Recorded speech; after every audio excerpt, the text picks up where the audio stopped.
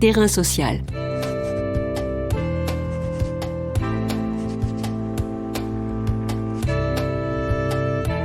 Hugues Chevarin.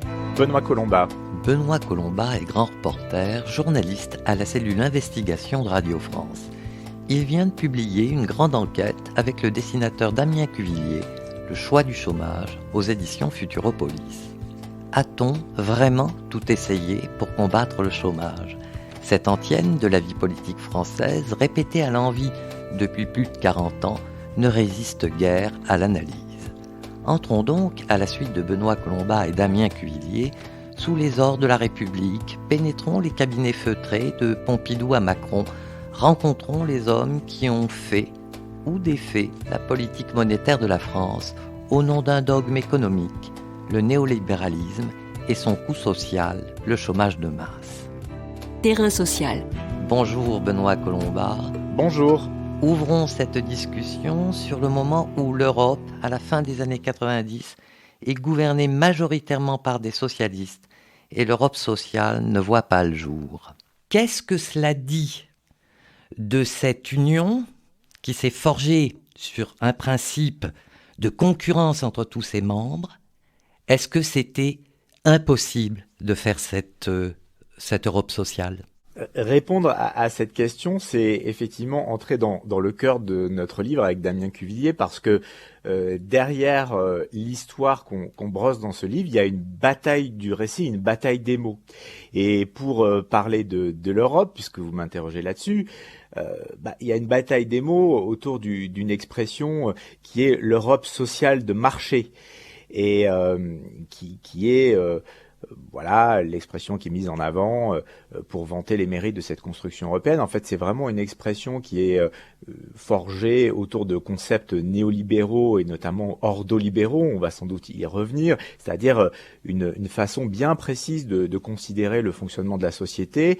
Le néolibéralisme étant le fait d'assigner un rôle bien précis à l'État, servir le marché, mettre en avant le droit privé. L'ordolibéralisme étant un dérivé allemand de ce néolibéralisme-là, et cette économie sociale de marché qui pourrait faire croire que la priorité c'est le social, le plein emploi, parce que c'est l'objet de notre livre. Et en fait, non, le mot important, c'est marché, finalement. Et le mot social, il est à interpréter uniquement dans le sens de société. Voilà. Et donc, voilà, tout est dit autour de cette expression. Et c'est pour ça qu'en fait, on a voulu aller aux racines de cette construction européenne, aux racines de ces grands choix économiques et financiers qui ont été pris depuis plus de 40 ans. On a un discours officiel qui est de dire tout est fait en faveur du plein emploi. Nous faisons tout, mettons tout en sorte, nous déployons toute notre énergie pour lutter contre le chômage. Or, on voit bien qu'il y a un chômage de masse, ou un chômage des masses, qui est toujours présent aujourd'hui. Donc, on a voulu raconter cette histoire de la manière la plus précise possible, en retournant aux sources, aux archives et en rencontrant les acteurs de cette histoire. Effectivement, à un moment donné, dans votre enquête, vous rencontrez Édith Cresson, et elle vante les réussites de Madame Margaret Thatcher. Et est-ce que c'est à cette occasion que vous avez choisi de demander à Ken Loach, le cinéaste britannique, de faire la préface de votre livre ? C'est pas à ce moment précis-là, mais c'est apparu un peu comme une évidence, en fait, à la fin de notre travail, quand on a réfléchi au fait de trouver quelqu'un pour préfacer cet ouvrage. Et c'est vrai que le nom de Ken Loach s'est imposé un peu comme une évidence, parce que par son travail en tant qu'artiste, à sa manière, finalement à travers ses films, et même au-delà du film emblématique My Name is Joe, il raconte, il décrit les conséquences, les ravages de cette politique néolibérale.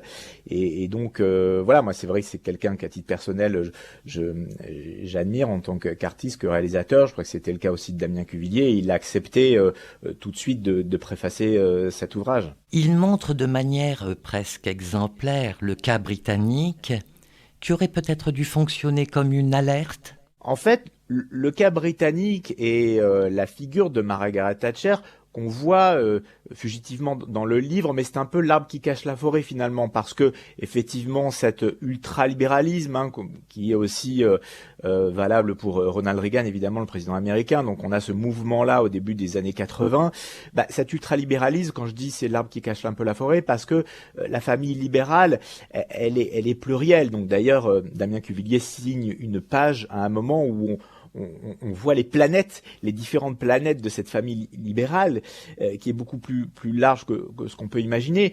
Et donc, c'est pour ça qu'on s'attache plus à ce concept de néolibéralisme, ce que je disais tout à l'heure, c'est-à-dire que l'histoire qu'on raconte, qui n'est pas forcément une histoire cachée, mais qui est une histoire qui n'est pas très connue, elle est incarnée par un certain nombre de personnages. Certains sont connus, sont dans les Lumières, des anciens ministres de l'économie, des présidents de la République, bien évidemment, mais il y a beaucoup d'autres personnages qui, eux, sont très largement méconnus et qui ont vraiment incarné, porté cette histoire-là, qui ont poussé ces grands choix économiques et financiers. Mais derrière ces individus, sont beaucoup des hommes d'ailleurs, vous avez cité Édith Cresson, mais c'est quand même surtout des hommes, il y a une idéologie, il y a un carcan idéologique finalement, une pensée qui s'impose au fil des ans.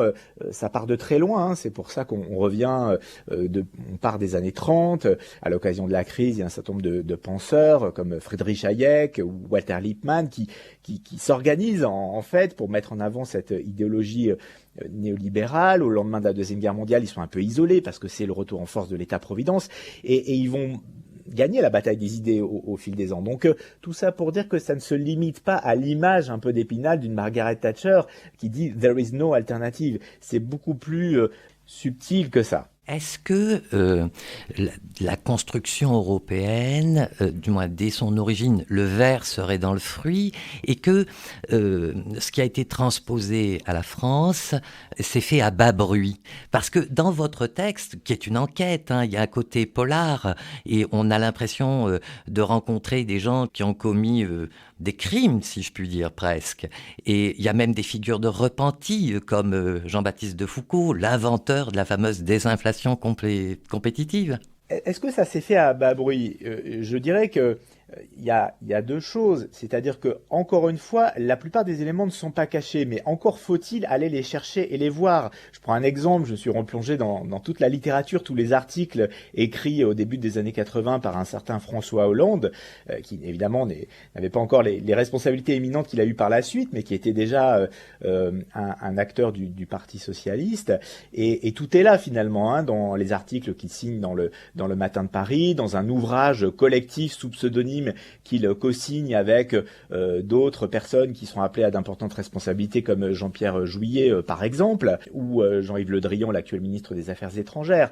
Donc tout est là finalement, pas forcément encore une fois en pleine lumière. Et puis après, il y a aussi un écosystème médiatique qui va être mis en place. Je parlais de bataille des idées, c'est quelque chose qui est très important. Il y a Friedrich Hayek parlait de brocanteurs d'idées en parlant des journalistes comme étant les relais de ces idées. On évoque dans le livre à un moment une émission de télé fameuse qui s'appelle Vive la crise en 1984, qui était un peu une opération quasi de propagande pour vendre justement le tournant de la rigueur, ces grandes options économiques qui seraient présentées comme inéluctables. Il va falloir serrer la ceinture dans cette grande bataille de compétitivité mondiale, etc. L'émission étant présentée par Yves Montand avec le relais du journal Libération à l'époque. C'est ce que Alain Minck, l'homme qui parle à l'oreille des puissants, appelle une opération de saine pédagogie. Il y a quasiment à la même époque des spots de publicité avec Paul Louxoulitzer, le cigare dans la bouche, qui est là aussi pour vendre la politique économique de la France, dans des spots qui sont diffusés sur France 3. Il y a tout cet écosystème-là qui est là, donc c'est pas caché bien évidemment, mais voilà, il y a quand même un accompagnement de ce discours, encore une fois, qui est présenté, ces grandes options étant présentées comme inéluctables, et c'est ça qu'on veut interroger dans le livre aussi, c'est de dire que ces choix, on essaie de les démythifier aussi, parce que voilà, des choses qui étaient présentées comme inéluctables en fait sont des constructions finalement. On revient sur certains épisodes comme l'invention du 3% par rapport au déficit public, 3% du PIB, qui est voilà un concept qui est forgé comme ça, sorti du chapeau chapeau un moment parce que voilà, il faut un argument pour justifier le tournant de la rigueur. Donc il y a plein de choses comme ça. Donc ces choix qui ont été faits, ils peuvent tout à fait être des faits et interrogés aujourd'hui. Il y a un choix qui a été fait, un choix qui n'est évidemment pas celui de l'emploi, mais celui du chômage. Et le pendant à tout cela, ça a été le choix d'une politique monétaire dont il faut dire deux mots. J'en reviens à ce cadre, puisque la bande dessinée c'est un cadre, mais ce qu'on interroge c'est un cadre idéologique, c'est un certain cadre monétaire, c'est-à-dire que parmi les choix qui ont été faits, on a défait justement par exemple ce qui s'appelait le circuit du trésor, qui était une manière pour l'État d'avoir la main sur le crédit, sur la monnaie. Il y a cette idée que c'est l'ordre monétaire qui doit prévaloir, donc voilà, ça doit être quelque chose de stable, une certaine façon d'envisager la monnaie. L'État ne doit plus mettre les mains dans la monnaie, c'est une expression qui est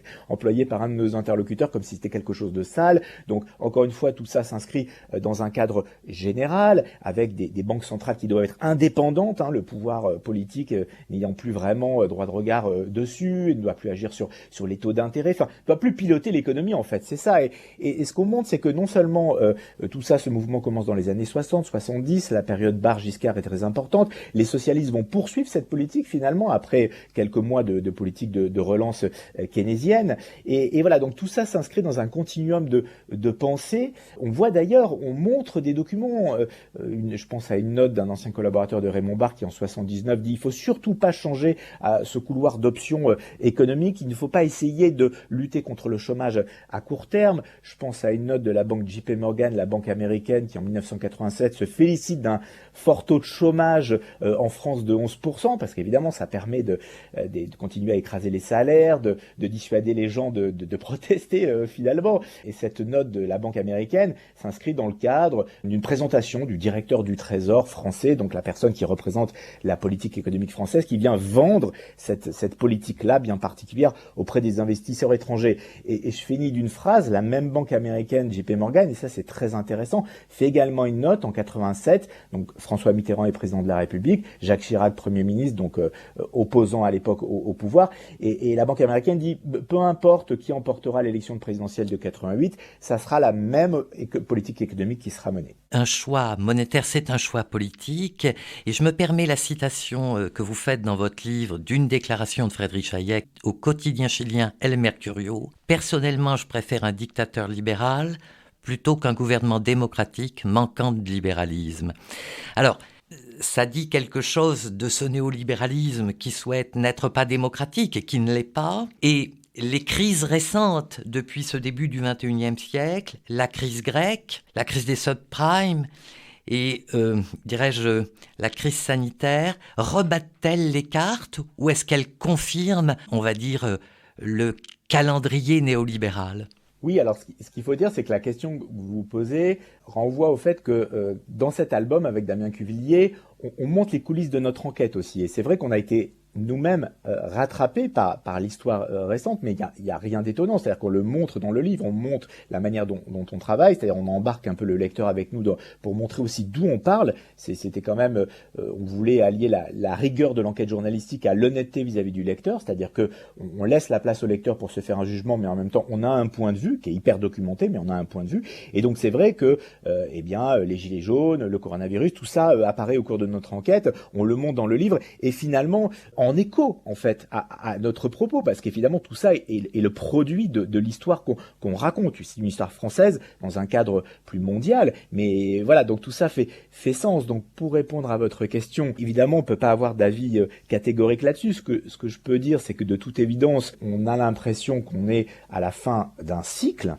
voilà, mais est-ce que, comme le dit la philosophe Barbara Stiegler, est-ce que c'est une fin de cycle qui va durer longtemps ? On ne sait pas, ça peut durer longtemps. On voit bien aujourd'hui, à la faveur de la crise du coronavirus, que certaines idées qui étaient considérées comme absolument hérétiques il y a quelques mois, tout d'un coup ressortent du chapeau, sur la dette, des investissements, des politiques publiques. Bon, mais on voit bien un aspect très tactique aussi dans tout ça, parce que c'est quand même globalement toujours les mêmes politiques néolibérales, en tout cas en France et dans bien d'autres pays, qui sont toujours à l'œuvre.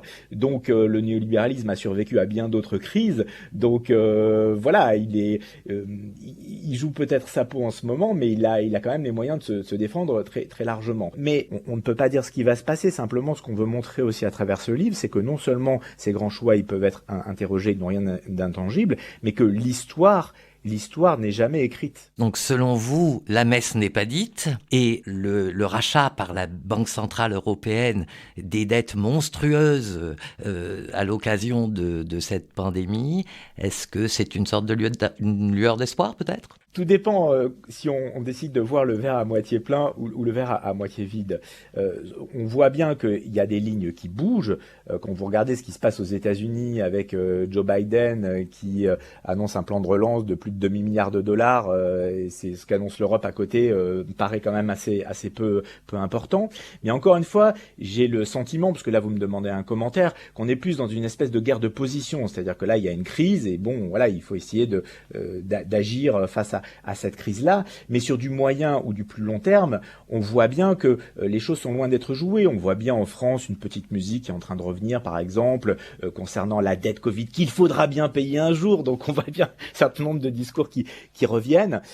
Nous, ce qu'on veut à travers ce livre, c'est à la fois raconter cette histoire de la manière la plus précise possible, mais faire de cette enquête en bande dessinée un objet de débat aussi, pour que les gens, et pas juste les personnes un peu initiées à ces sujets, se réapproprient ces questions-là de manière démocratique et que ça redevienne un objet de débat public. Merci Benoît Colombard. Je rappelle que vous êtes grand reporter, journaliste à la cellule Investigation de Radio France.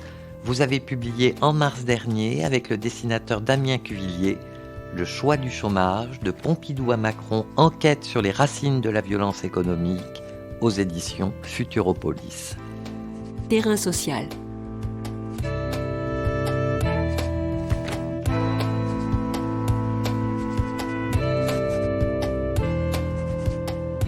Tous les podcasts du chantier sont à retrouver sur lechantier.radio et sur les plateformes d'écoute.